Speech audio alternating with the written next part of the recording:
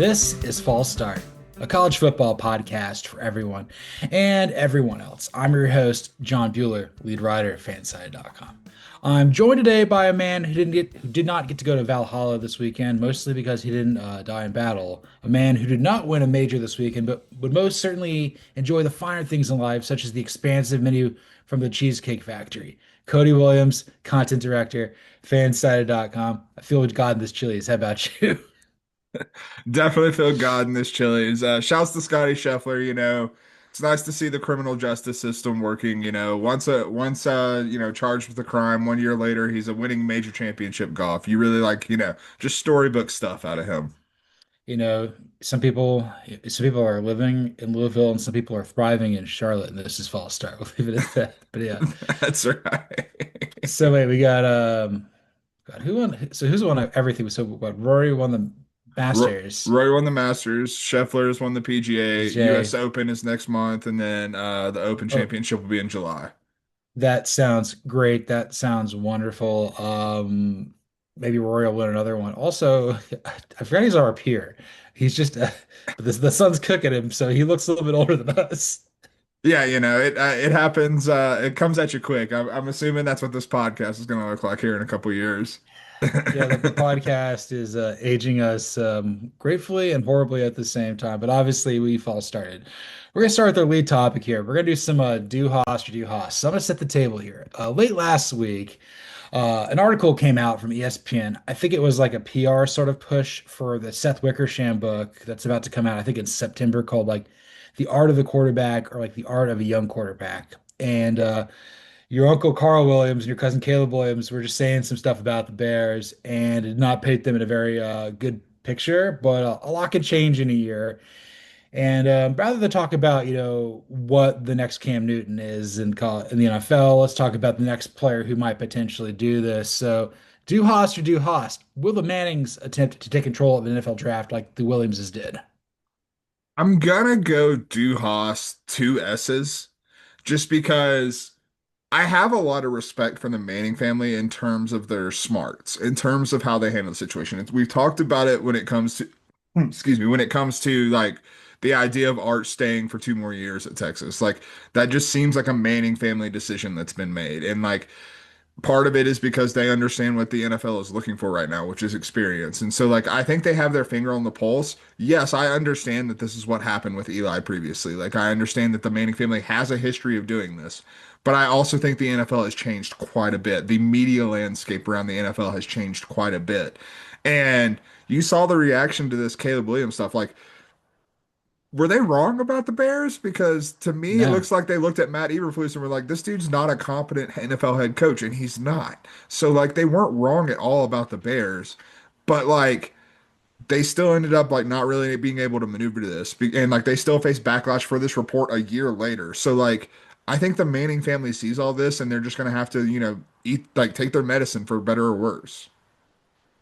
Yeah, I think that they'll see what happens. Obviously, the Williamses have gotten some sort of is that how you say it? Like plural Williamses with two S's? That's how I've always said it. We'll go with it.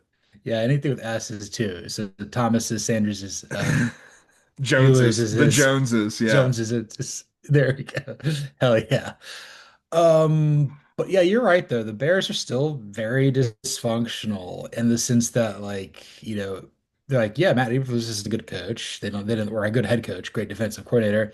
Didn't think very highly of Shane Waldron. And then I've always kind of been with Ben Johnson. Like he's coming in there like thinking he's gonna change, start a new tradition. I'm like, I don't think you really fully understand what you're walking into.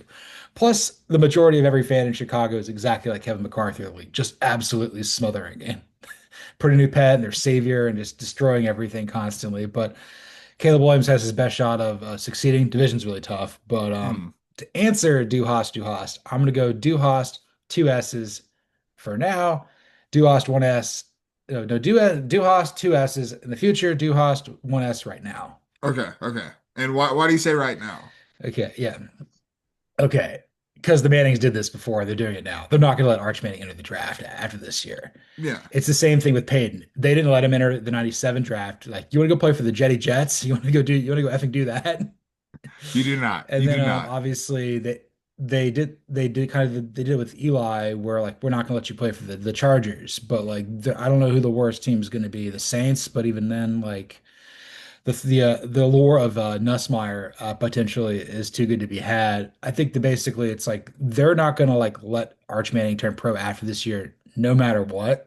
Mhm. Because he might actually end up making more money in college, like Shaq in basketball.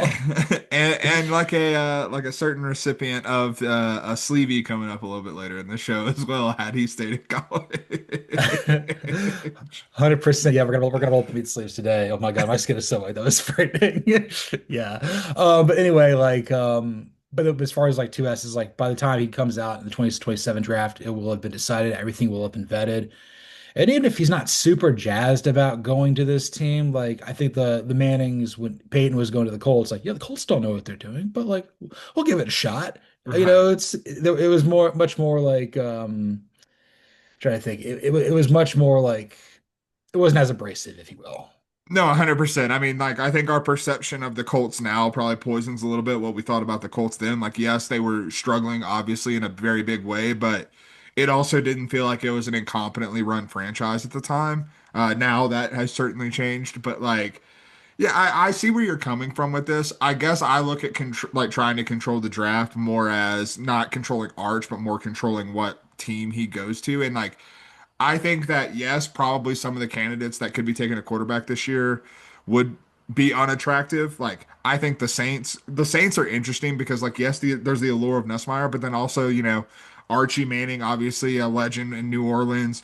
Arch is from like grew up in the Louisiana area, so like you could sell that and like that might be a good story. But at the same time, like I said, like I think it really comes down to the idea of understanding what the league wants and playing into that to try to boost Arch Manning's value. And then you raise a good point as well. Like there's so much money to be made. If Arch Manning's good next year, like in the 2025 season, when he goes back for like if he's like negotiating to come back in 2026, that deal's probably going to start with a 7 or an 8. Let's be clear Right. about it. Like it's going to be a lot of freaking money. And also the other thing is he started two games. Like Yeah. Caleb Williams, for all of his praise and all of his faults, like he started like 2.5 years Hmm. in college at Oklahoma and then at USC. Like he played a lot of games, played in a lot against a lot of teams, played a lot of challenging situations, mostly and entirely of Lincoln Riley's creation, but that's neither here nor there. But he had the reps to do it. This was a guy that played at what Gonzaga Prep there in DC, like Hmm. again a private school, but like again like when a guy is a star athlete, like people know about him from the DMV area and everything like that. Israel Newman's kind of the same level, but again, like outside of the Mannings and Odell Beckham Jr., I mean, like how many players really come out of there? But Yeah. at the same time, I'm just sitting there thinking like Manning's got to do more than just like have 16 starts under his belt. No, 100%. I mean, like that's not an adequate sample size to evaluate whether or not this kid's ready for the NFL. Like the two starts last year, we've talked about it. If I'm not mistaken, it was Louisiana, Monroe, and Mississippi State, if I'm correct. And like, what are you really going to learn about a possible NFL quarterback watching those two games on his film? So like, not only has he only started two games, I think it's two bits of film you can probably throw out the window. The offense wasn't made for him at that point. It was made for Quinn Ewers. It looked very gadgety whenever Arch Manning came in there. It looked like they just expanded the small packages that they already had in place for him. And you're also playing against inferior competition. Like no, we've talked about Mississippi State. Jeff Levy had the guys playing hard, but like they weren't a good football team. They were not. So like Nope. you can just out talent them if you're the Texas Longhorns and you're Arch Manning in those situations. We'll talk about that here in a little bit, but Arch Manning is going to quickly realize that Athens, Georgia is not the same thing as Starkville, Mississippi. It's true. It's true. So we think the Mannings will have a little bit more tact here, which is good. And I mean you see Arch Manning's hair, man. He's got some Goldilocks. Let's move on to our next topic. He do have some Goldilocks. He do have some Goldilocks. I don't know. I was like, I don't know how to transition. I just click over onto the tab of notes and I'm like, okay, let's just fire this away. So I think what earlier this month, Mark Schlabach released his post 25 spring practice top 25. So I'll read out the top 25. Cody's got the list of it too. We'll kind of go with who Schlabach's too hot, too cold, just right on. So First five, or top five are Penn State, Clemson, Texas, Georgia, and Ohio State. Hmm. 6 through 10 are LSU, Notre Dame, Oregon, Alabama, BYU. 11 through 15 is Illinois, Arizona State, South Carolina, Iowa State, SMU. 16 through 20 is Texas Tech, Indiana, Kansas State, Florida, and Michigan. And then 21 to 25 to round out his top 25 are Miami, Louisville, Texas A&M, Ole Miss, and Oklahoma. Let's start with where you think Schleybaugh is too hot, Cody. And this is counterintuitive to what I've said on this program, but like it's still a little rich for my blood. LSU at number 6. My Yeah, brother, we're getting aggressive with that, man. Like we like LSU, like we think that they could be a good football team, but like they are firmly in that 11 to 15 range for me right now. Like having them at 6, that's a lot of confidence. I'm not willing to give this defense just yet. Like I've said it before and I'll say it again. Very confident in this offense. Garrett Nussmeier is a great quarterback. The offense is homed every year under Brian Kelly. The defense has been the polar opposite, and you made the improvements, which is why I'm optimistic. But optimism and full on putting them at number 6 as the number 6 team in the country are two very different things. yeah, they're essentially splitting a pair of four teams that like right in the middle of these four teams that they're in the same vicinity of with Georgia, Ohio State, Notre Dame, and Oregon. But I think throughout all off season, like I wouldn't have them any higher than 9 or 10. Like that's Right. kind of where I feel they'd be. I feel that like maybe Ohio State's pulled back a little bit, Georgia's up, and then we obviously know Notre Dame and Oregon have kind of been there. Tennessee pulling way back, but like yeah, I had LSU. Like that was too hot for me. Alabama's a little too hot at 9. Yeah, I agree with you there too. That's probably closer to like 13 or 14, just because like we think it's going to be Ty Simpson. We think the floor is really high. We don't know how high the ceiling is. And obviously, it's another year removed from Saban being there. Alabama is very much borderline of making the playoff. Yeah. Definitely a top 15 team in the country right now, but like nines, it sounds crazy as what la was last year. We're like, yeah, let's slot him in at 5. Like, what are we doing? It's Alabama. We got to just slot them in at 5, and this feels like just a continuation of that. You're 100% right there. I'm not there with the Crimson Tide. I'm just not right now. Another team I think's too hot. I think he's too hot on SMU. Like Yeah. I know I had them in the like as the second representative from the ACC last week, but like they should be like more in the range that we're seeing Louisville and Miami in. Like honestly, those three teams you should place them together because I see them the same way. Like there is obvious upside there for all three of those teams. There's also obvious downside. So like it feels like we're looking at that having them at 15 feels like looking at them and thinking they're going to be the exact same SMU team they were a year ago. I just don't see that being the case. Like that was a very experienced team. You lost a lot of that experience, particularly on defense. So like I do have some questions about what this is going to look like for the Mustangs. Again, not dogging them because I think they are in the second tier of the ACC. But the fact that they are kind of separated from that second tier in these rankings is what I push back against.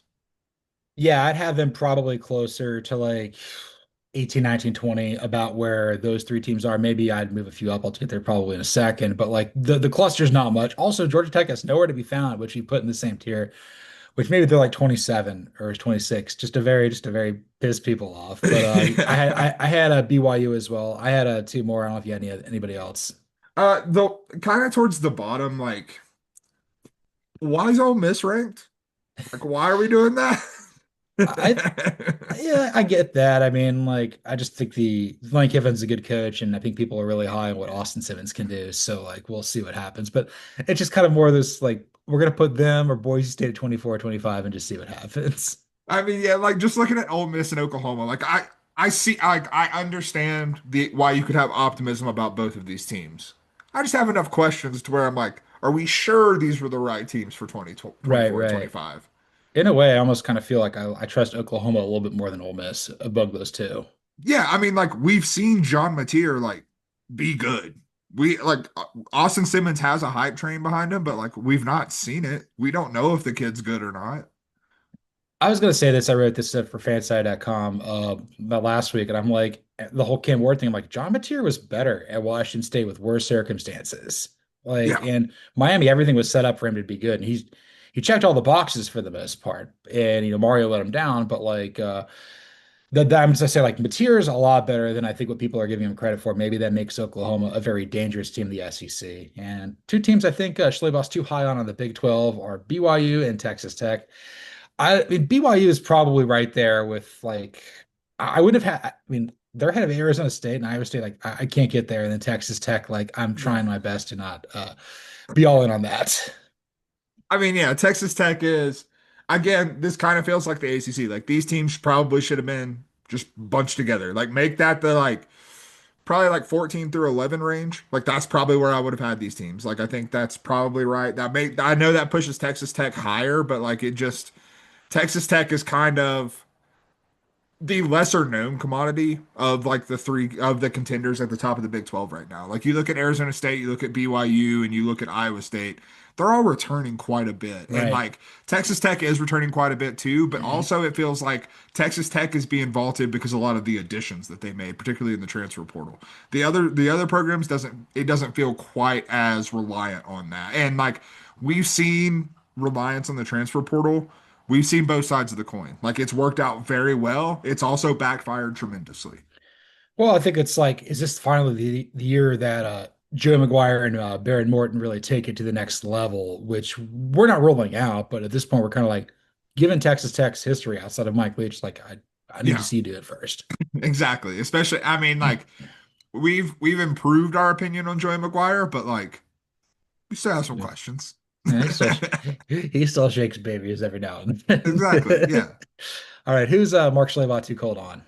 Too cold on. I mean, we got to start with the program's favorite program. That's the South Carolina Gamecocks at 13. Yeah, What are we doing, boys? Like, I mean, like having them behind Arizona State, honestly, having them like, talking about LSU being too hot, I would have South Carolina ahead of LSU. I'm more confident in South Carolina than I am LSU right now. South Carolina put together a good season, and the roster, I think, despite some of the losses, despite losing guys like TJ Sanders, despite losing guys like Demetrius Knight, I think this roster is better than it was a year ago. Lenore Sellers should be better than he was a year ago. And LSU, like, yes, the defense is supposed to be better, but like you don't know that. That is not a guarantee. We honestly we don't know if Blake Baker's a good defensive coordinator, frankly, at this point. When you're talking about LSU standards. And so like having South Carolina at 13 behind some of these teams, like honestly, if you flip-flop South Carolina and BYU, this ranking would look a lot better to me. Like have South Carolina at 10 and have BYU at 13. I think that makes this look a lot better and a lot more reasonable in my eyes. I had South Carolina as well. You could swap them with Alabama at Hmm. 9, and that would Yeah. figure it out. And the best part is they're going to play Alabama, I think, in Columbia this year, but they do have to go to Baton Rouge. Yeah. So, but and again, anyway, that's inconsequential. Those teams are all relatively the same, like pecking order there in the SEC. We're like they're not like locks to make it, but like the chances of them making the playoff are pretty good. Yeah. So I would say that I think Ohio State at 5 is a little bit hard to swallow.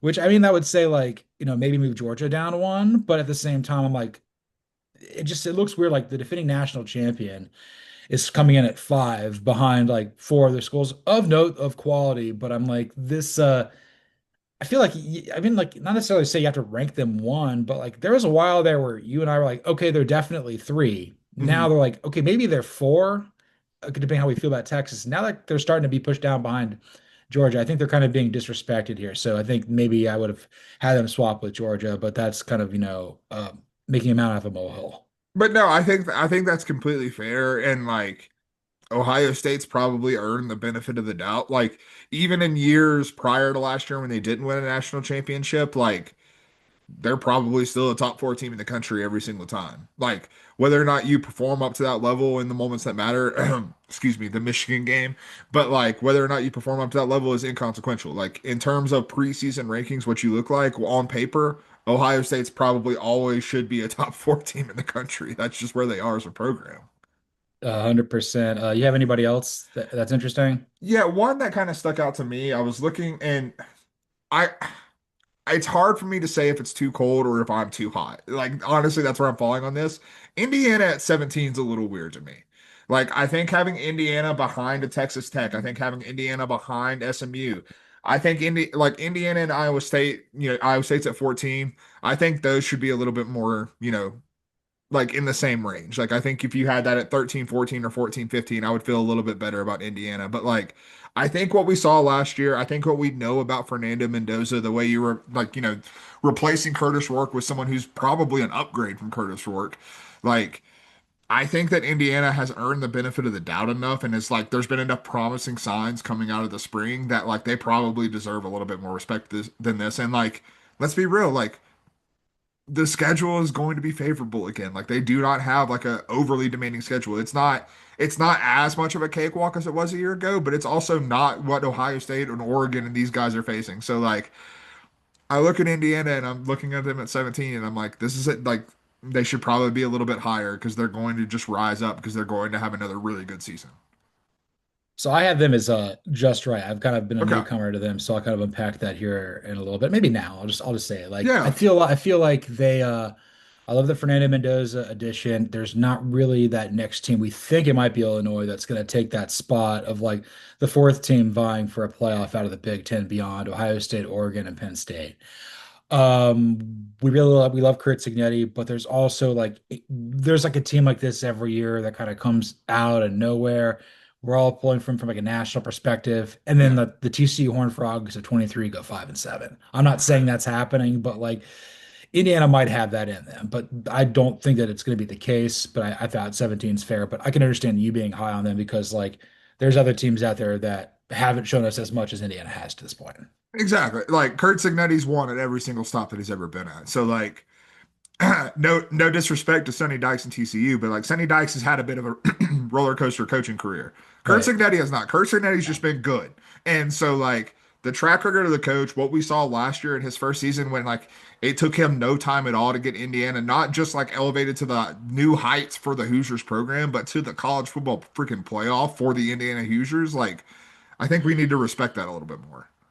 Yeah, I think the way that you're feeling about Indiana is how I feel about Arizona State. I think they're too Hmm. low at 12. That was one where, like, yes, I'm in a relationship with the Arizona State podcast, but like, this is a program that was at the absolute bottom of what the Pac-12, goes to the Big 12, wins it its first year ever. And then, like, you're returning pretty much everybody not named Cam Scatabo at this point. Sam Levitt's coming back. You've retained Marcus Arroyo. Kenny Dillingham's feeling it. And then it's just like, I'm at this point, like whoever wins the Big 12 is going to be a top eight seed. Like I don't see a situation where like that team who's 10-2 or 11-1, given the amount of teams that we feel like are of that quality, like you're going to have quality wins there. And like, wouldn't shock me if the Big 12 got two teams in this year. No, it wouldn't shock me at all either. And I think that, we're spoiler, next segment we're going to be looking at some win totals and Yeah, it tells you everything about the Big 12 that you really need to know, honestly. 100%. You got anybody else for too cold? Because I've got two more. Not for too cold, so go ahead and hit me with your two. I have a couple just right, but no more too cold. These are near the bottom. I think Miami at 21 is a little low, and I think Texas A&M at 23 is a little too low. I Okay. just think that Miami's upside, and again in the cluster of the ACC, where the gap, like I think the gap between them with SMU is that's a little rich. I think that I mean I had Miami going to Charlotte. I think you had SMU, but Yeah. it fits into what we're both saying. And then with A&M, I'm like, I think the talent's there. I think having Marcel Reed back for another year to get better at quarterback, maybe he'll play like Colin Klein did at K-State. That'd be great for the entire program. Yeah. Also, Mike Elko's a damn good coach. He is definitely. I'll go ahead and get us started on just right though, because I have Texas A&M as just right. Okay, Because I think Mike Elko is a much better coach than Jimbo Fisher. Like just at this point in what college football is. I'm not saying historically or anything like that because we know what Jimbo's highs were. I just think he wore out his welcome in terms of what he was trying to do as a college football head coach. right. Having said that, I think there's still a lot of Texas A&M of it all that we're trying to kick here. And a lot of the Texas A&M of it all is inconsistency. I know the talent's there. When have they lived up to that talent in recent memory? They really haven't. Like when you think they're going to, they let you down. That's been the Texas A&M MO the entire time. And I think when you're talking about the number 23 team in the country, I look at that like particularly in a preseason poll or post spring poll in this case, I'm looking at it as okay, the number 23 team in the country is a team that ostensibly could challenge a top 10 team in the country, could upset a top team in the country, and you would not be surprised. But if they also lost to a team that went 7-5 at the end of the year, would not surprise me either. And I think Texas A&M, based on what we know about them, based on some questions I still have about Marcel Reed, if he doesn't take that jump, when I look at all of that, I think that puts them right in the right spot as the number 23 team in the country. Yeah, you talk about this. Hopefully Shamar Stewart brought it all with him to Cincinnati, but like, Yeah, right. so A&M's really kind of been on our radar since 2012. Really, once they joined the SEC, that was an even more elevated plane for them. I would say in our formative years and covering the sport, there have been what 2.5 years where A&M has been really good. I would say Mhm. 12 and 13, and they were really good in 20. Yeah, That's 100%. and there may be a few other pockets sprinkled in there, but like that's what I'm saying. It's like every 8 years or so, they're ridiculously good, but still not quite good enough. But I think that's fair. Obviously, I mentioned Indiana is in this level too. First one, I'll say that they're just right on. I think Penn State and Clemson. I feel pretty good about those two, one and two. Like you could switch them back and forth, but like I feel at this stage of the game, with what we know about the players and the coaching staff, the success they had a year ago, like I think you'd be if you have them ranked any lower than three, like you're not doing yourself service here. No, I agree with you. Like, I almost like I have them down, but I almost wasn't going to mention the top three because I think the top three are right. Like, I think Texas is right where they should be. And like, I think those three teams, like we've talked about Penn State and Clemson. Like, I think they're clearly tier one, and but I think it's probably tier 1A, and I have Texas as tier 1B. And then like a minor drop off. I'm not talking like a chasm between them and Ohio State and Georgia at 4 and 5, but like I do think those are the top three teams. And if you have like anyone other than those in the top three, like I think there's a possibility you might be overthinking it at this point. Yeah, I might have like Ohio State at three, but Texas is at four or something like Yeah, that. But and it's I it's like that's hard to argue with too. Like, I mean, it's just like, but I think like as long as you have those teams in the top three, like I think like you're in a good spot. who else you got for just right? I've got one more. I've got Oregon at 8. I think that's Yeah. right where Oregon needs to be, man. Like, I I know the talent's there. You got the Phil Knight money, baby. When that's pouring in, you're gonna be good. And like I truly do like the plan of Dante Moore because as I've said before, like I think getting Dante Moore in there kind of stabilizes kind of the revolving door you were dangerously flirting with at quarterback, which can be a very dangerous spot. Dante Moore, in best case scenario, is probably a 2 year starter for you. So like it kind of stabilizes that situation a little bit. I still don't know if it's going to work. We still don't know if Dante Moore's that good. And like that's a really big question. Like I have faith in Will Stein, I have faith in Dan Lanning, but like you still have to win the big one. You haven't done that yet. You won the Big Ten last year. Congratulations. You then got your ass kicked in the college football playoff the next time we saw you. So like I don't really care about the Big Ten title at that point.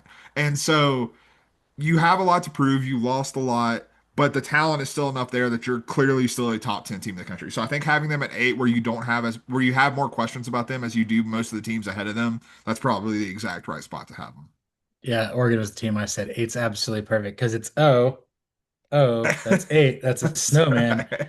That's also very Marcus Mariota. Yeah, he sucks forever. He kick rocks, dude. And then it's also, the what 8 years in between making playoffs. Wait, I think it's actually more. And then Yeah. if you combine that, that's how many wins you've had. Zero in the playoff in a decade. So cool. That's right. No, but in all seriousness, no, not to pile on with Oregon. Like we've seen them recruit at a top five level. We've seen them play at like a top 5, 10 level. They're consistently they're one of the best teams in the Pac-12. They're gonna be one of the best teams in the Big Ten.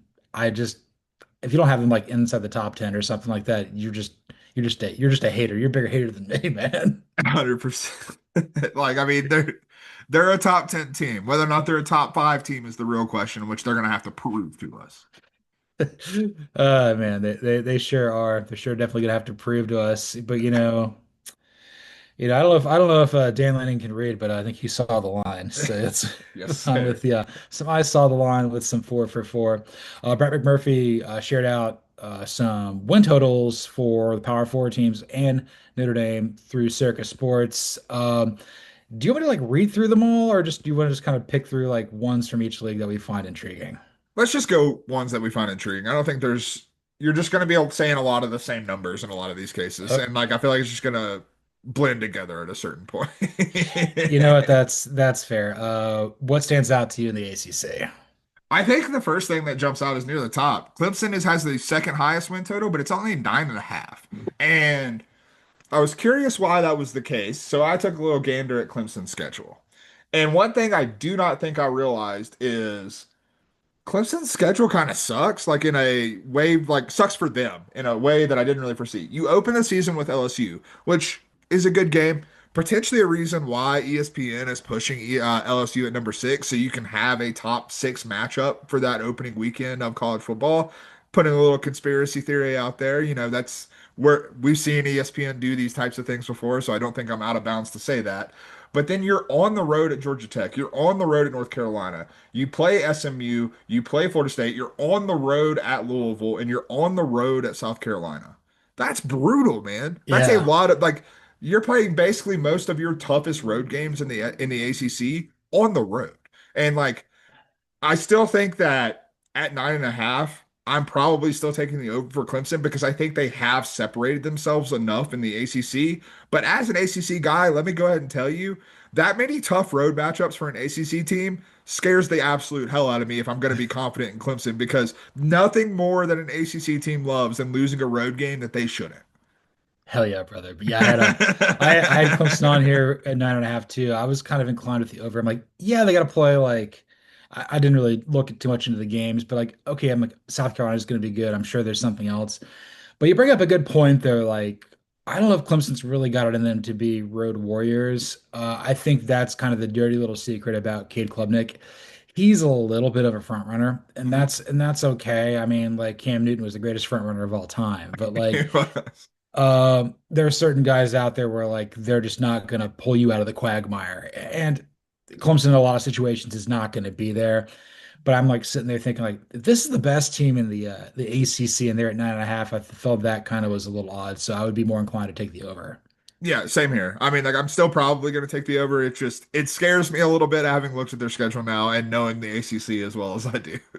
Yeah, two of the other ones are kind of further down, so I'll we could talk about your guys or we could talk about another team. Let's talk about North Carolina because I had them too.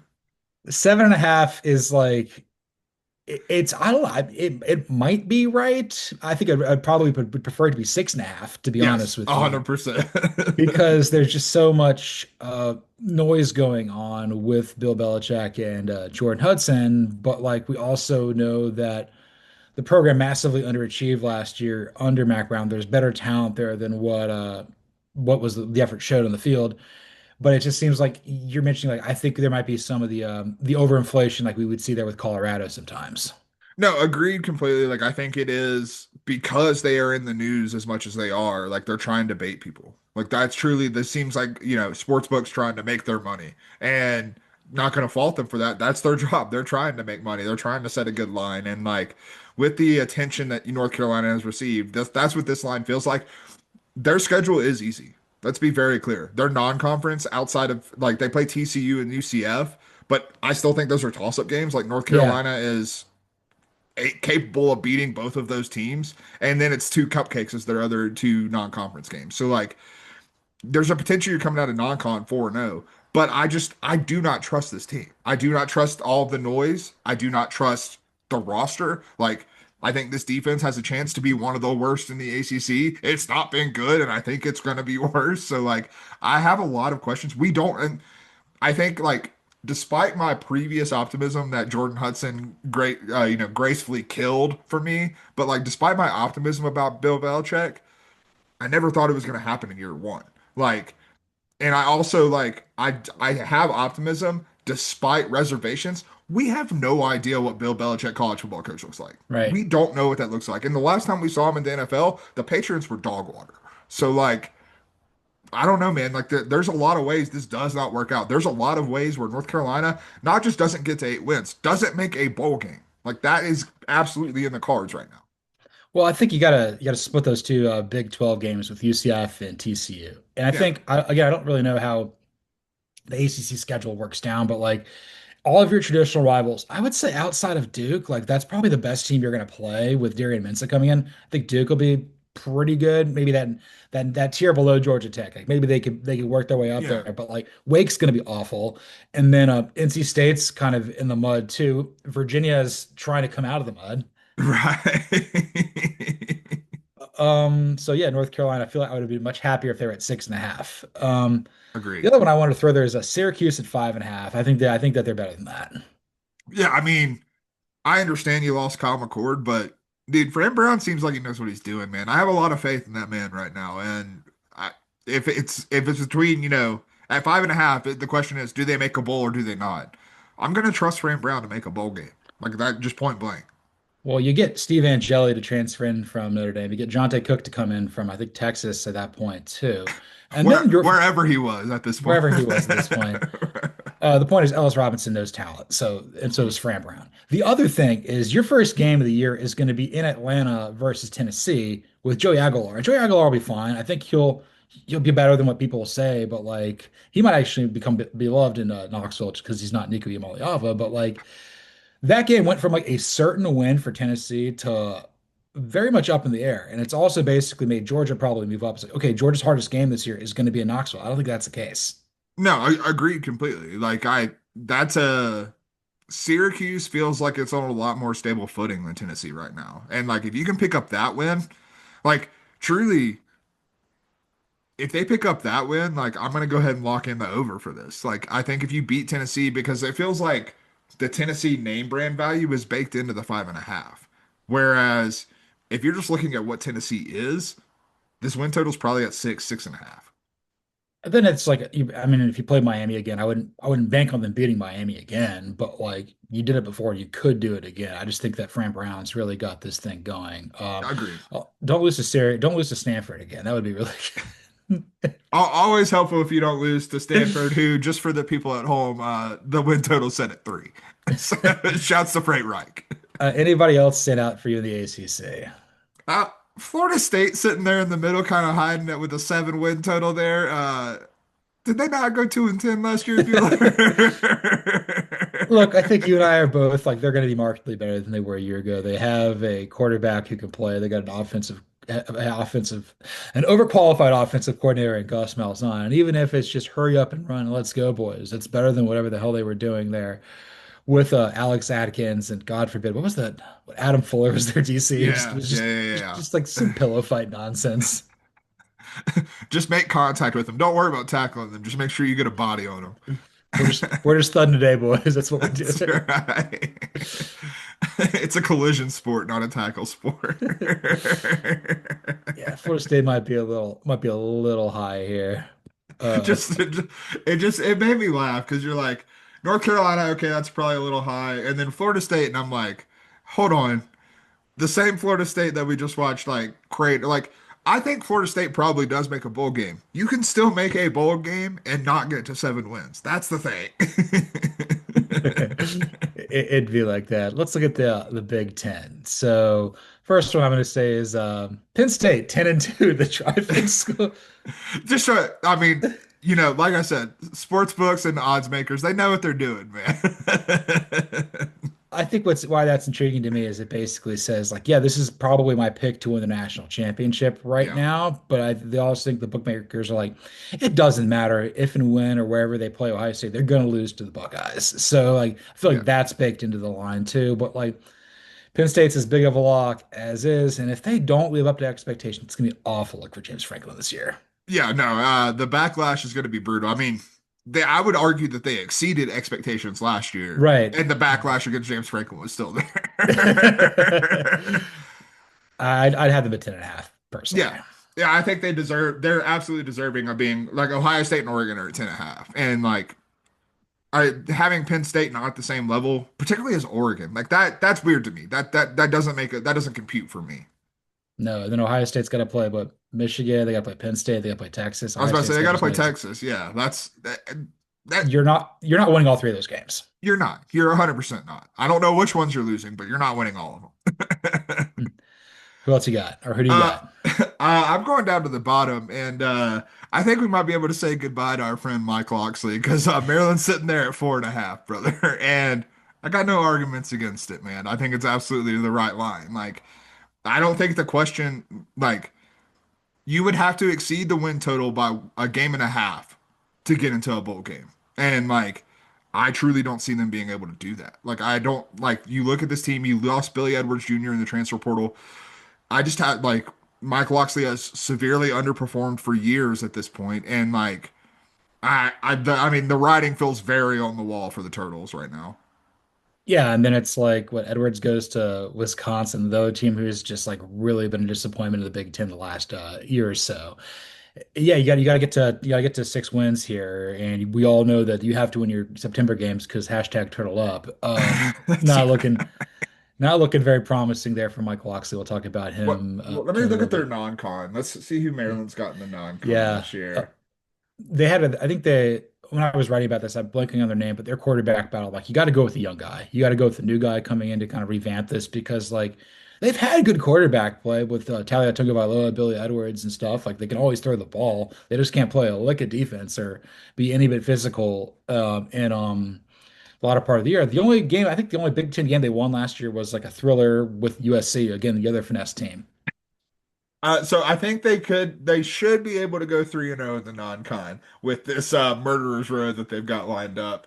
Uh, Home for Florida Atlantic, home for Northern Illinois, home for Towson. I think they'll be I had a feeling okay. Towson would be in there too. I think they'll be all right. I don't know. Thomas Hammock might be able to I get know, something I feisty know. The there. Northern Illinois game's not a guarantee. I'll give them at least 2 wins with Towson and Florida Atlantic.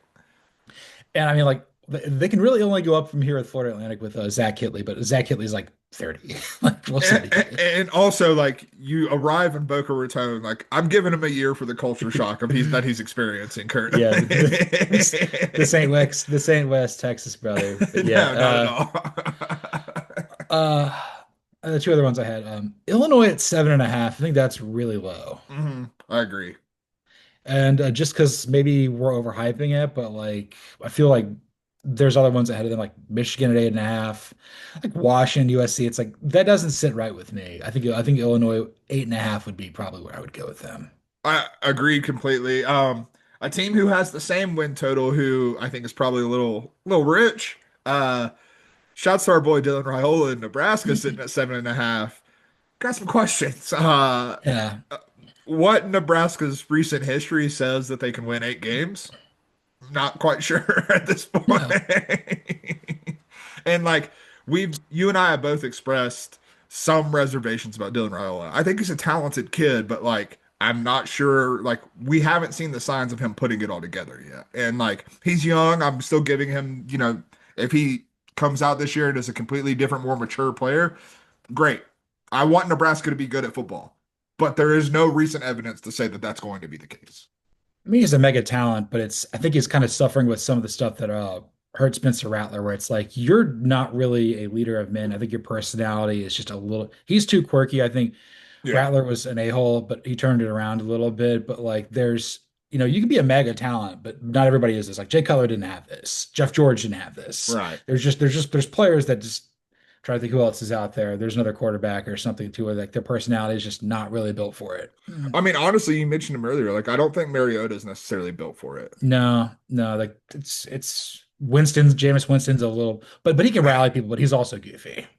He's cute and like he toes the line of everyone's laughing at you to like you're actually inspiring people, and like you never know which side of the line he's going to fall on a given game. I've always thought about this. The best way to probably describe Jameis Winston is he's a cousin of the Wayans brothers. There we go. I mean, honestly, like it's mind blowing that Jameis Winston's a real person. Like, I love him to death. Like, he's endlessly entertaining to me. But like, the fact that this person actually exists, and like, I know he was problematic during his time, like early career and like at Florida State and stuff like that. But like, since he's gone to the NFL, he's kept his nose clean the Yeah. entire time, and like, he seems like a legitimately good person. He's just kind of an idiot, and like, I love that. Imagine if they remake Screen. He's playing like the professor, so he's playing the equivalent. Yeah. He's playing the equivalent of like what Henry Winkler. He's like the They need to remake The Water Boy and let him be Henry Winkler. Like, let him be the coach of yes. the SCLSU Mud Dogs. 100%. So yeah, Nebraska, when have they won 8 games? And one other team I'll add near, I think Rutgers at 5.5 they're better than this. They're returning a lot. Yeah, and I mean, Sean's a good coach. I think Yeah. it's disrespectful for Shiano. That's exactly what I was gonna say. Like, Shiano's gonna get you to a bowl game, brother. Like, that's just gonna happen. I have complete faith in that. You got anybody else for the Big Ten? No, actually, I think there's a lot of like correct lines in here. Like, Indiana and Michigan at 8.5. I think that's probably about right for where those two should be. Iowa at 7.5. I think that's probably about right where they should be. That Minnesota, Michigan State at 6.5 and 5.5, respectively. I like that a little bit. Michigan State maybe a little low. I might have had them at 6.5 as well, with the improvements we expect Aiden Childs to make. But like overall, like I think this is much more representative of what the Big Ten is than what the ACC win totals were representative of what that conference is right now. 100%. So yeah, I feel like most the Big Ten was mostly it made sense. Big 12 did not make sense. So where do you start with that? Brother, let's just talk like overarching. The highest win total is 8.5. The lowest win total is 5. Mind you, there are 14 teams in this conference. Like that There's is they are just there's 16. oh God, yeah, sorry. Realignment has my brain in shambles, as do allergies, but like my God, that is the most bunched together group of win totals I've ever seen in my life. It's really wild. I'm like, this can't actually be here. So I'll just throw like the three I have here out just so we can kind of speed this up. Yeah. Texas Tech at 8.5 is too high. Iowa State at 7.5 is too low, and UCF at 5.5 is too high for me. Yeah, Scott Frost things, baby. Like I'm seeing Iowa State at 7.5. It's like they basically don't trust an offense at Iowa State under Matt Campbell. We do, and Rocco Beck's good. He's the son of a coach and an NFL player. I'm like, that's easy money for me. No, I completely agree with you. Like Iowa State's too low at 7.5. Like they should be up there with Arizona State, Kansas State, and Texas Tech, like at 8.5. Like, here's the thing. I actually don't hate Texas Tech's win total being 8.5. I like that on like Yeah, if you just told me that in a vacuum, I'd probably be like, yeah, that sounds right. It's the fact that it's the same win total as Arizona State and Kansas State yeah. that I have a problem with. That And I think that makes sense too. That's probably the best way of saying it. Yeah. yeah, like like if I didn't have these other teams listed here and you were just like, yeah, Texas Tech 8.5, I'd probably like I'd have to like really think about whether or not I'm going over or under on that. Arizona State, I don't have to think about it. Like that's a 10-win team every day in my book. Uh One thing that I'm going to point out the team at the very bottom of this, which is West Virginia with a win total at 5, tied with Oklahoma State for the lowest in the Big 12. When I look at West Virginia and I see Rich Rod coming back to Morgantown, would it shock you at all? Well, I mean, it would be shocking to be clear, but like, would it be like the most shocking thing you've ever heard if West Virginia was competing for a Big 12 title in the first year under Rich Rod? Now he got that thing going pretty quickly there at Jacksonville State, and obviously he got Arizona to a Pac-12 title a little over a decade ago with Anu Solomon. Shout out to the guy, remember, Yeah, dude. dude, that's a dude to remember for sure. But no, like I just think like the fact that West Virginia is tied for the lowest win total in the Big 12, it feels like I understand that the talent is lacking in comparison, but at the same time, I think that based on what like not just what Rich Rod was at West Virginia previously, what he just was at Jacksonville State. Like he's still a damn good football coach. He is still a damn good offensive mind who is going to keep these teams on their toes. And like, for a long time, the Big 12 was fully defined by offense. Like that was just what they were. They were the shootout every afternoon on a Saturday throughout the fall. That's changed a little bit. Like there are more defensive minded teams, I think, in this conference. And I think that it's kind of leveled out in terms of the brands of football that are being played. But at the same time, I look at this and I'm like, who's to say what like Rich Rod's not capable of figuring these things out and causing teams problems despite being a talent disadvantage? Like I don't think West Virginia is going to win the Big 12, but if they come out at the end of the season and they're 8-4, it would really not surprise me all that much. Well, same thing with Oklahoma State too. Like I Yeah. feel like that's a little weird. The UCF one, it's like I just feel that like it was in a worse spot than West Virginia was last year, or really how everything hit the fan there in Stillwater. It wasn't Yeah. Stillwater. It was just it was fecal matter mostly. I mean, like Mike Gundy might have been coaching with concussion the entire year. So like there's that as well. Who's to say? Yeah, you got anybody else for the Big 12? Houston at 6.5, kind of sitting there in the middle, has me intrigued because I'm gonna be honest, I haven't thought a lot about Houston. And like we both think Willie Fritz is a good coach, and like we're expecting some improvement. The team really came on like stronger at the end of last year, still inconsistent, but like Houston at 6.5, that's kind of I don't I don't I don't really have any like strong thoughts on it necessarily, but it's one of those things I look at it and I'm like, huh, maybe I should think a little bit more about Houston and like where they stand in kind of this hierarchy. Yeah, I think it's like the bookmakers are hedging. Like Willie Fritz knows what he's doing. This is year two. We don't know if they're going to win more than 8 games, but they're not going to be as bad as they were a year ago. I think they showed us enough. So that one did stand out to me as well. Yeah, yeah, that and BYU at 7.5, like they should probably be in that 8.5 range as well. Yeah, But clearly Mark Schlabach would argue for that too. agreed, yes. Hey, let's move on to the SEC. Alabama at 9.5 is insane. That's way too high. What are we doing, man? What are we doing?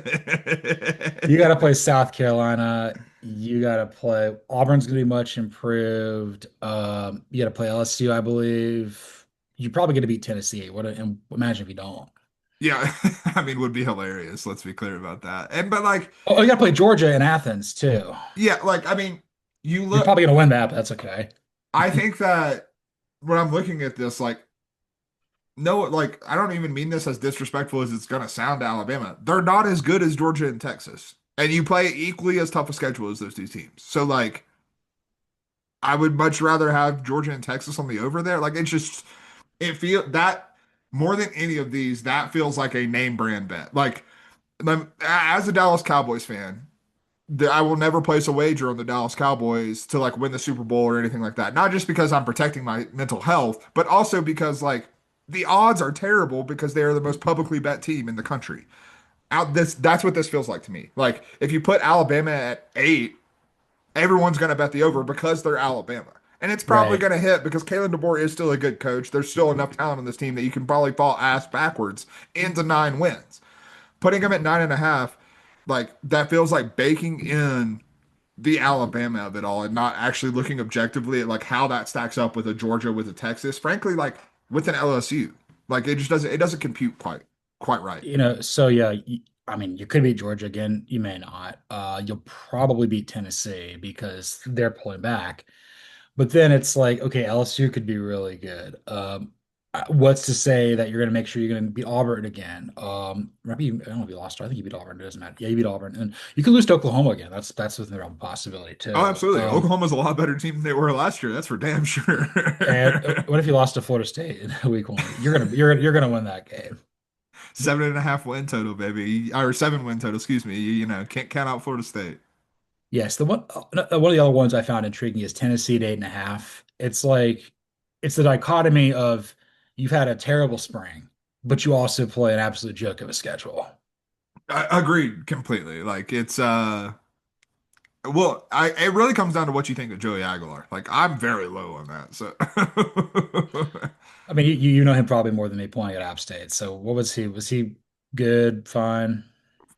fine is the exact way I would say it. Like he is not he is not a special player. Like you talked about, okay, a good example. Like you talked about Darian Mensah going from the G5 from the AAC to Duke.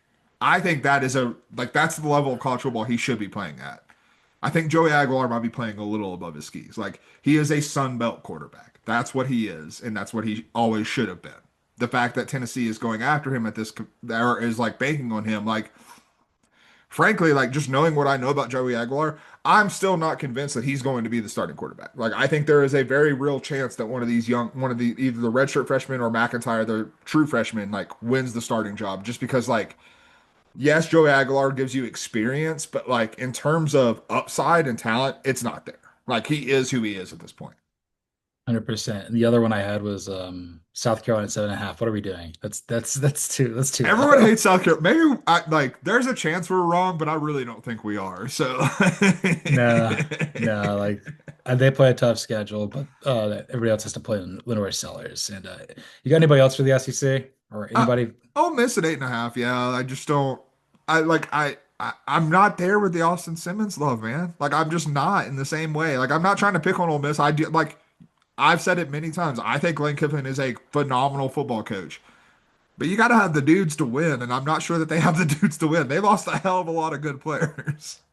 Yeah, last year was the year that they needed to make the playoff, and they went 9-3. Got to beat Florida, man. Yeah, and now you're expecting them to go 9-3 this year with a worse roster. Like that doesn't make sense. I mean, schedule's navigable, but then again, it's like you're not It going to was cover. navigable last year. Yeah, I mean, Mississippi State's still going to be down. Probably not going to beat South Carolina. LSU will be pretty good. You got to. I feel like you missed your mark here. Yeah, you missed your mark for sure. You got anybody else you want to move on? I mean, disrespectful to the live dog, Diego Pavia at five and Yeah, a half for Vanderbilt. Like they're making a bowl game. Come on, guys. Vanderbilt's F and turn, man. They're going 7-5. Uh, I did want to not about a win total specifically, but the first win total we talked about with the SEC, Alabama. I just thought about this. That opener against Florida State, Gus Bus was known to cause Alabama some problems here and there, and Yeah, that's gonna be fun. We'll see what happens. and he's not going up against Saban. He's not going up against Pete Golding. He's going up against Ken Womack and Maurice Linguist. So keep that in mind. Yeah, I'm intrigued now. I'm excited for that one. Yeah, me too. And I'm excited about this next topic. Let's do some Pat the Doc. Yes, sir. So I'm gonna let you explain this a little bit first. This is your brainchild. Yeah, so right after we recorded last week on Thursday, came across my desk that an Ohio legislator is trying to pass a bill that essentially state universities cannot play at noon on Saturday. Basically, he wants to get Ohio State kickoffs moved to 3:30 Eastern time. And first off, respect the hell out of it. Like, but it got me thinking because I respect the hell out of it. If I had the power of a legislator, like if I was a state senator or something like that, what bills would I try to pass to like help out North Carolina football? And what bills would Bueller try to pass in the name of the Georgia Bulldogs? So that's what we're doing today. We're patting the dock and creating some legislation here. I can run for president, and you're old enough to run for Congress. I mean, you've been able to do that for a while now. Oh It's yeah, fine. 100%. Senate too. Yeah, you could be a senator too. Hell Shout out yeah, to there's not many 30-year-old senators. Because they're all like 80 years old now. But 100%. Inject also some life into the party. Let's go. also the fact like no noon games. Urban Meyer in absolute shambles. Wendy's stock just tanks. The big uh, It's terrible for Big Noon Kickoff, not just uh, because they would probably have to change the name, but because also like Urban's going to be going to the Chop House beforehand, and God knows what he's going to show up on set like. Like it might be a bad time. and there's no way they're gonna basically say Gus Johnson's like, yeah, I can only be here for about 5 hours. Yeah, like I have a finite amount of time that I can actually get excited about Ohio State. I can only have so many Dave Singles and Frosties, but I'm, That's I'm jacked right. up. And Joe Clatt, where you at? Okay, you go first. What's a North Carolina state legislature thing that you would think would help North Carolina football if it helps NC State, East Carolina, whatever public university is? Yeah, so public universities are no longer allowed to play on the CW. That's my first one. Only bad things happen when North Carolina plays on the CW. Like, gonna go and play like Boston College to like a one score game that I'm like sweating for no reason at 2:30 Eastern start time. Like, this bad things happen to on the CW. Make Wake and Duke play on the CW, not a public university. We don't need that juju in our lives. So that's the first bill I'm passing is no North Carolina Tar Heels, no NC State Wolfpack on the CW. Love to see it. Also, a lot of brand exposure there for the fine folks in Durham and Winston-Salem. So Yeah. yeah, they We're just Boston we're College, helping out the people. That's really what we're doing. private school, Chestnut Hill, shout out. Yeah, That's it's all right. about the U on the CW. That's right. SMU, just only private schools. So only ACC private schools play out there. Hey, look, I think I've had worse ideas. And Syracuse is private too, so yeah, that's in there as well. Yeah. Yeah, that's and then I don't Stanford, know. like get Stanford on Stanford, the CW a hell of a lot, baby. that would be good. So the first one from I've got three. Whenever Georgia and Florida play, Georgia needs to wear black and Florida needs to wear orange for the cocktail party for Halloween. I would also argue that the Buccaneers and the Falcons should wear their retro jerseys and do the same thing and have a game then. Celebrate Halloween, man. Like I figure like you're playing the cocktail party in and around Halloween. We can make it work. It'd be spooky. It'd just be good for the viewers. I mean, I love the red and blue, but it's just like let's mix it up a little bit. Let's go black and orange. There we go. I love it. I mean, it would aesthetically, I'm here for it for sure. All right. I got what you got any other ones? I got two more. I've got one more, and it is very similar to ch separation of church and state. It's separation of football in the bedroom, and girlfriends, wives, significant others, they are not allowed in their football facility. I know North Carolina denies that that happened, but I think they were on the right track. Let's put the bill into law and let's not allow 24-year-old women to hold my favorite football program hostage. Let's do that. Let's get some legislation going to separate football in the bedroom. Let's get some retinal scans going.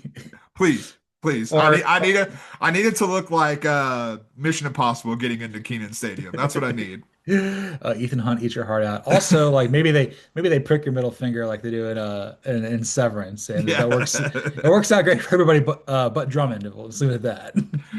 Have we ruled out the fact that Bill Belichick might be severed? Like maybe that's what's going on here. He could be chipped like a dog. That's not a question. I Yeah, mean, I mean entirely possible at this point. Dan, dan, dan. Yes, I love that.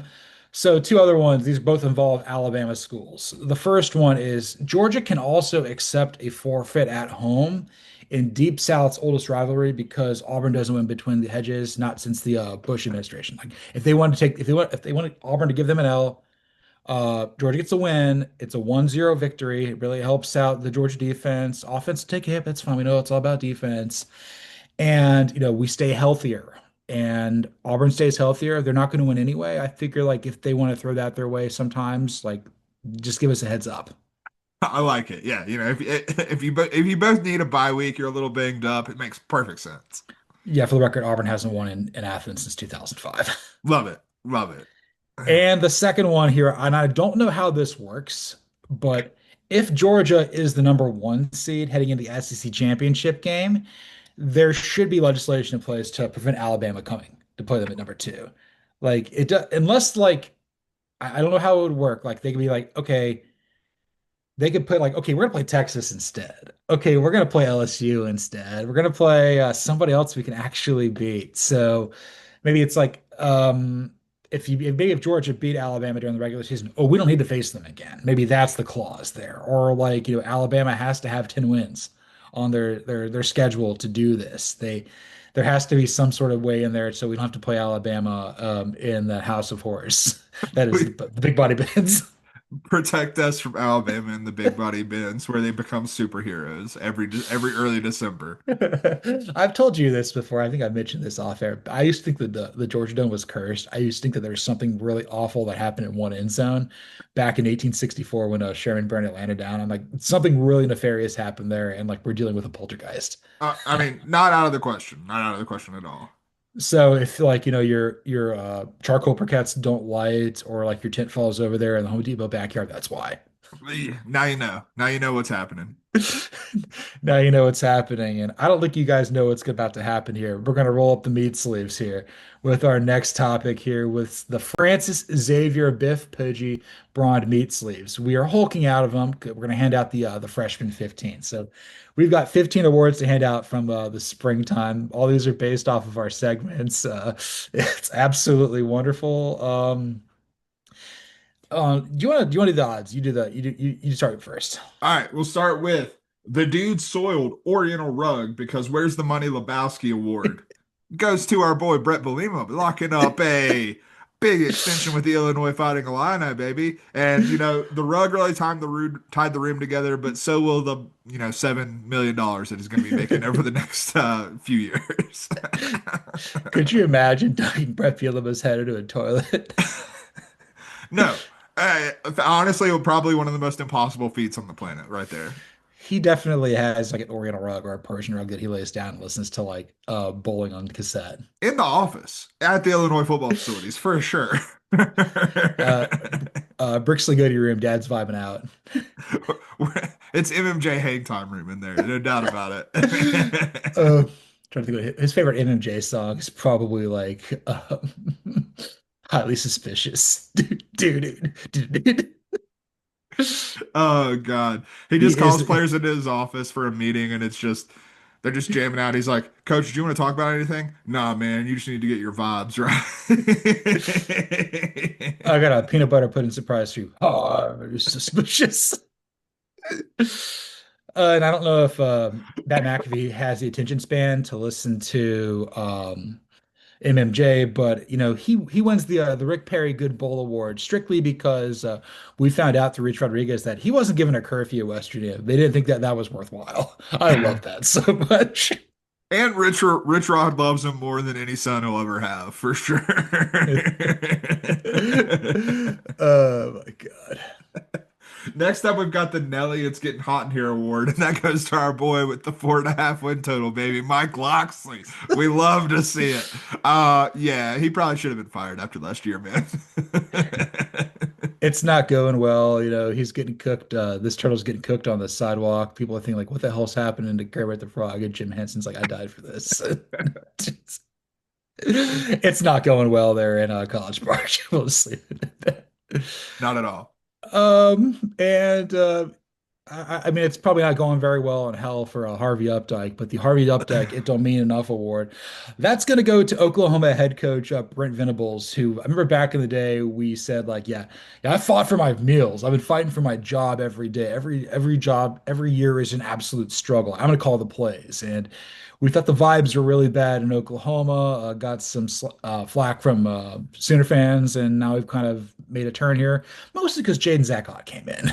Yeah, we love Jaden Zackott. We love getting him in the program. Yeah, shouts to Brent. I still think he might be fighting for his life and fighting for his job, but hey, you've got a better chance of doing that with the roster you have now.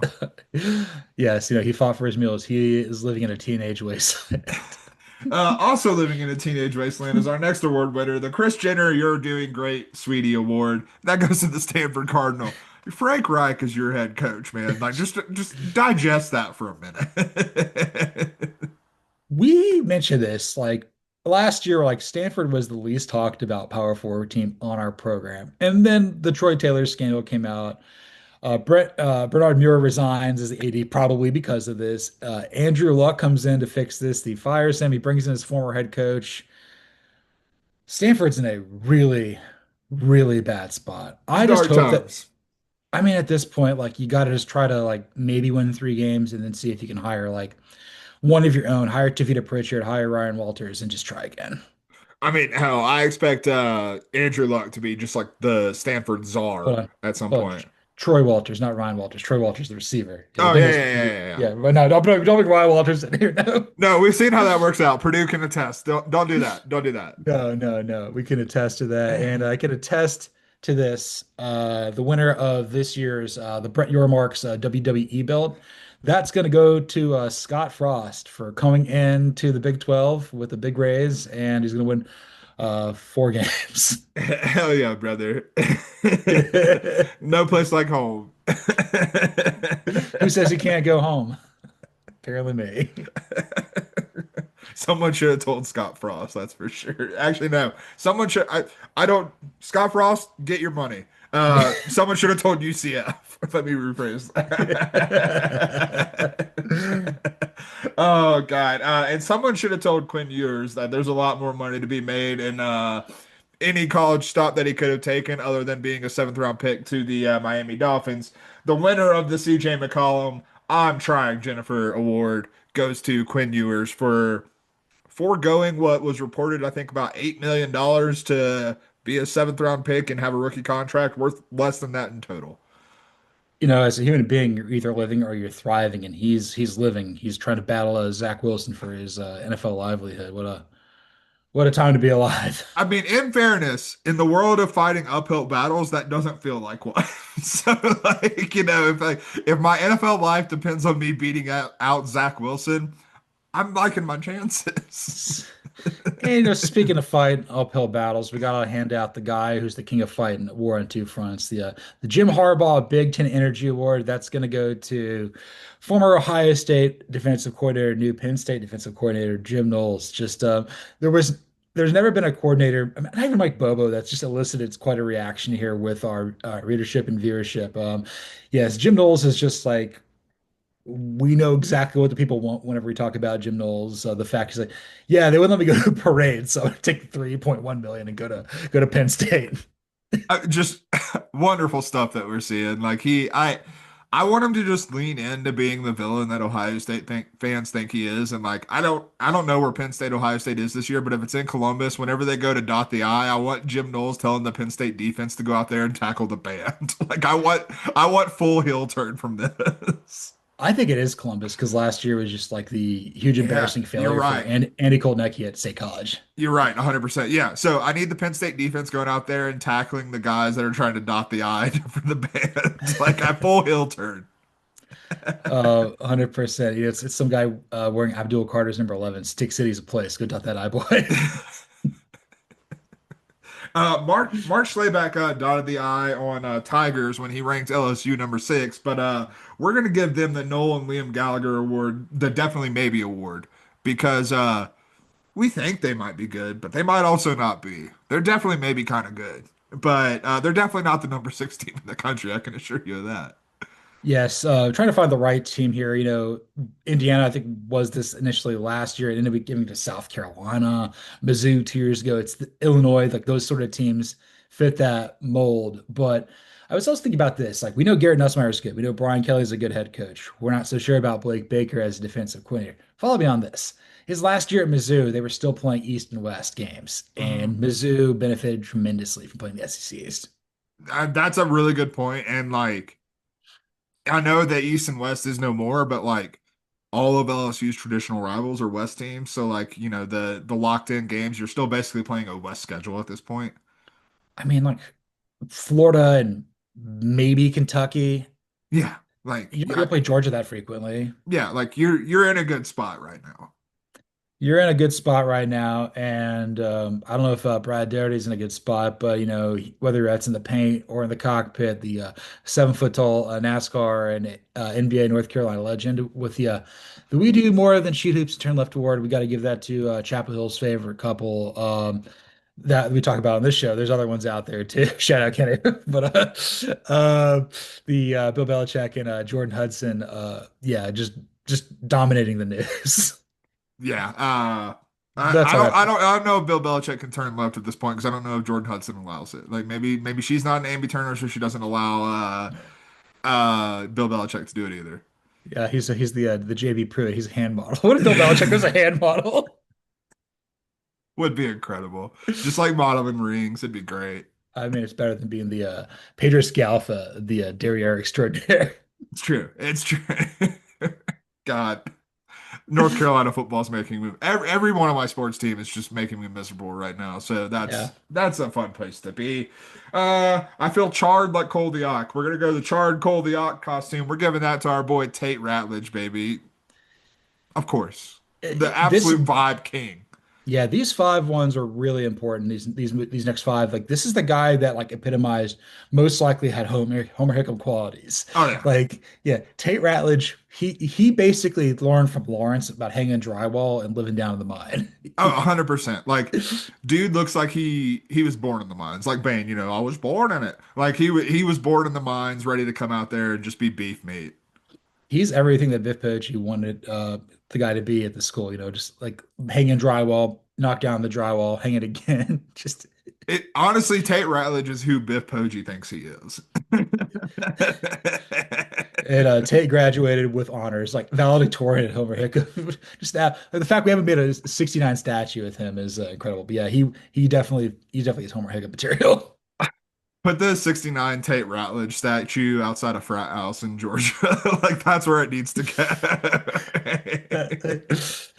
Yes, I don't know which one. I'll find which one like that embodies it before. We'll talk about that more off air. And we're gonna talk about this on air with we're gonna hand out Mel Kiper Jr.'s all filler, no killer slice of pumpkin pie. That's going to go to his favorite guy he's never talked to before. That'd be Shedeur Sanders. Never said a word to the man, but said a lot of words about him over the course of one weekend. That's for sure. The unlikely pairing of Deion Sanders and Mel Kiper Jr. Just they know how to. They've worked in TV for a while. I don't think we've talked about this, but like Reese Davis is one of the most level-headed people on television. Like truly, in sports television. Like you don't see Reese Davis like ever get shaken. And even he was like about to like choke out Mel Kiper Jr. during the draft over Shedeur Sanders. Like he had had enough of it. Incredible stuff, an incredible performance by all involved. I mean, I hope he knows how to screw in a light bulb. Mike Greenberg has admitted to not being able to know how to do that. Why does it keep falling down? Well, you have to screw it in. So just insert. That's what we're doing. Um, and for a while there, this guy couldn't insert his debit card into the ATM because he couldn't get the money he was looking for. The Bear Alexander Talk Portal to Me award goes to none other than Nico. I am Malaya Alba. You almost got it. I stuttered a little bit, but we were close. You're getting better. I really appreciate it. We're trying. It's probably the cold medicine that I'm on, but yeah, I mean, shouts to Nico and the entire offseason drama that he provided us. Great content for us. We got deeper into the offseason with actual things to talk about than I think we ever have before. Was really, really appreciated on their part. But shouts to Nico for taking a pay cut this year. How do you feel about taking a pay cut? Not, Um, not great, Bob. no, he's swapping out his processed cheese unis for the sissy blue shirts. That's right. The wrong shade of sissy blue. Let's be clear about that. There's only one sissy blue that I respect.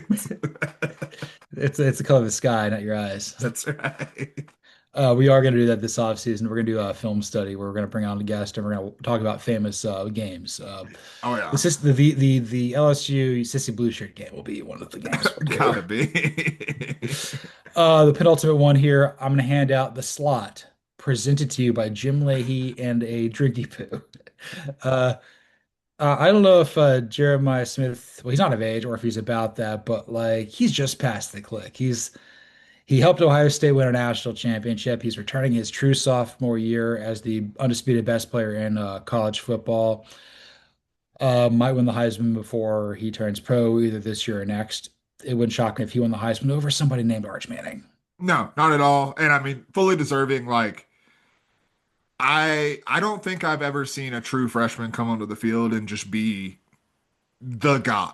Like, not just Yeah, good, like not even just great. Like we've seen freshmen come out and have like great performances, but like just the dude. Like your he, eyes gravitate toward him, whether you're in the stadium or watching at home. Like you're like, well, Jeremiah Smith could change this entire game with one throw his way. there's only one player that did this, and this predates us. That was Herschel Walker back in Yeah, 1980. Like yeah, that's what we're talking about, like that level of player. yeah, and fully deserving. Like, and let's start a petition to change his jersey number to .12. Like, I think that's what we gotta do. That cousin Gino's number might as well Yeah, be. might as well be. All right, you got to hand out the most important award here. Of course, yeah. It's our favorite bit of clothing, the Paul Finch satin kimono, goes to none other than our favorite South Beach resident, Carson Beck, baby. Hell yeah, and he wears this out non-ironically. Like, Oh no, I mean he's definitely taken a Snapchat wearing the satin kimono before. Mom, meatloaf. Uh, one of the other former Georgia quarterbacks, like JT Daniels would go out in a turtleneck and a lot of rings. Carson Beck would go up. He'd populate up Urban Street in a satin kimono. Oh, 100%. But he's allowed to. People hate him, but he's allowed to go with wherever Tate Ratledge goes because Tate Ratledge just holds court. That's He's right, yeah. also he's also a doorman. They don't pay him. He just populates out in front of the door. It's like, nah, you can't come in. You can't come in. That's all right. I'm gonna act like I'm in, and no one will know the difference.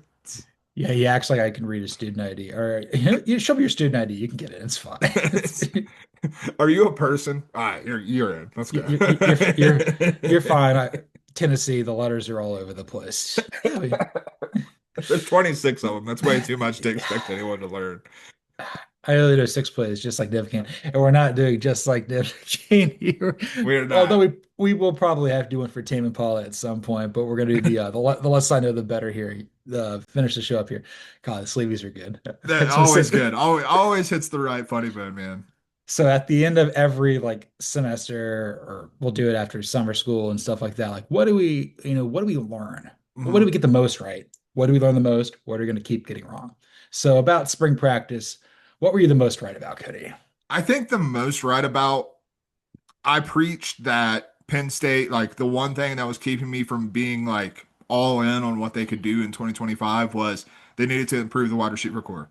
Well, damn it, James Franklin, you went out and you did it, man. And like it proved like I felt right about like that was the one need that they had, and like they clearly addressed it in that way. And now I do feel as strong as about Penn State as I thought I did because like you when you lost to Notre Dame in a close game that you probably still should have won, your receivers did not catch a pass. Now you have three guys in Pena, Hudson, and I'm totally blanking on the third guy's name, but like you brought in three guys who are going to be able to contribute there. You have been recruiting the position a little bit, so maybe one of those young guys step up, but like I feel very validated in my feelings about what Penn State needed to do going into the spring and what they've done coming out of it.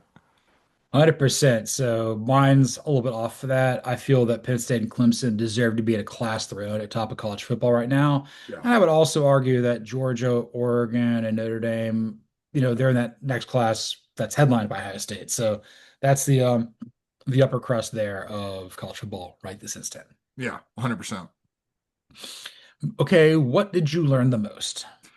I think I learned that there's a lot of quarterback situations that I'm really not confident in at this point, and like more so than I thought. Like we kind of talked about Ohio State, like, okay, what if Julian Sand takes this job and like what if he takes off? Like that's kind of how we were talking at the end of last season, like talking about what where Ohio State goes from here after a national championship. And now looking at it, it's like not a guarantee that Julian Sand wins this job. And you look at Alabama, not we don't really know who's going to win that quarterback battle right now. Tennessee obviously had the Nico situation blow up in their face and like throw their season for a loop before it even gets started. Like, and I talked about Oregon and Dante Moore earlier. Like I'm looking at these teams. I'm looking at a lot of these teams, and like you talk about us being high on Penn State and Clemson. What do they have in common? Stability at quarterback. Guys who have Right. started for 2 years in that program. And like, why am I optimistic about LSU? Because Garrett Nussmeier started for a full year in that program, spent a year behind Jaden Daniels. Like that experience and like that stability at quarterback is something I'm really going to value. Another reason why we're high on South Carolina, like we liked what we saw from Lenora Sellers. We expect him to take another jump in that capacity with that stability. There's a lot of programs that don't necessarily have that stability, and it's kind of why Texas falls in that gray area as well because Arch Manning doesn't have the experience, but it is stable. He's been in the program for 2 years. He's been learning, and so like he's kind of that gray area between the two and that bridge between the two. We're learning things. Yes, quarterback play, it's important here. Mine's a little more ethereal or out there, so follow me on this. Teams are going to cancel spring games and be rewarded for it for some strange reason. Really, what I'm getting at is teams who cancel spring games are still going to find a way to draw up interest in the program. I Yeah. thought that this would be like devastating to the brand. It's more devastating to the university's city's economy, but like they're Right. still going to find ways to make something like they're going to call it a spring game, but they may not. Like they're going to find ways to draw up interest, which I'm like, maybe there's some validity to it, but again, like I'm old school. I don't understand it. No, I mean, why have a spring game if your quarterback's just going to hold out and then transfer before? Amen, brother. And what are you going to keep getting wrong? I'm going to keep getting wrong. But I'm going back to Penn State. I don't care. I'm going to keep believing in them. I don't know why, but like, it's one of those things where I look at it and like, my brain is telling me with everything I know and everything I see. Penn State's like has a legitimate shot to win a national championship. Penn State might be the best team in college football this year. And then my heart and my memory tell me, you sure about that? With the driving school instructor at the helm, with Drew Aller really having the talent but not fully putting it all together. Like I'm gonna keep believing in Penn State, and I'm probably gonna keep getting burned by it because I'll hold myself accountable. I picked Penn State to beat Ohio State each of the past 2 years because I thought they were good enough to do it. And obviously it didn't happen. I'm probably going to do it again this year because I think Penn State's a better football team. And I'm probably going to be wrong Ah, God, love Penn State. again. I mean, they're a content factory, no doubt about Oh, no question. it.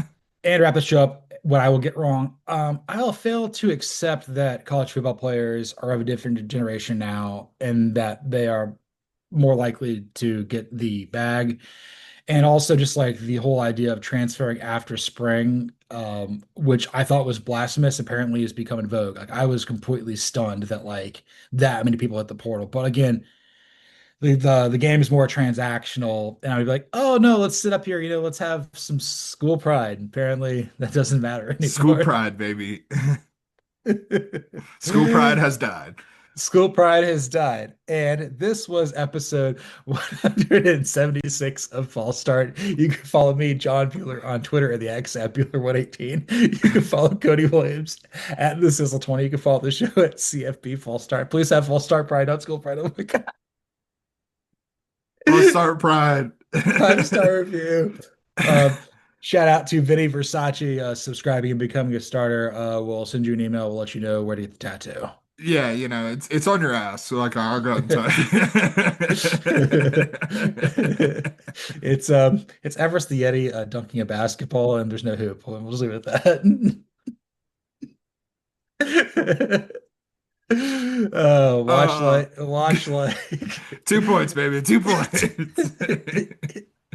gotta earn those points of pain, bud. 2 points, That's yes. right. Not one, two. Dominate down low. Let's go, boy. Yeah, watch, like, comment, subscribe, review to False Start on YouTube, Apple, Spotify, anywhere there's podcasts. Yes. I gotta finish the show at this. This is a semi-local scouting report. So we're planning for hot dog summer there at Chattahoochee Works there, over by your former neck of the woods. I don't Yes, know if that sir. was up when you were there, but we're leaving and we see a tree just collapse and knocked out a bunch of power lines, knocked out all the power basically on the Upper West Side and West Midtown. People had no idea what was going on, like Tough. Real blocks tough. away. And I'm just like, this is our Uber driver's like, this should have been taken care of. They should have known that this tree was going to fall. No, no. Like they all the tree crews are up in Buckhead. We all know this. Trees only grow to the sky. Keep your head out of the clouds. And this is False Start.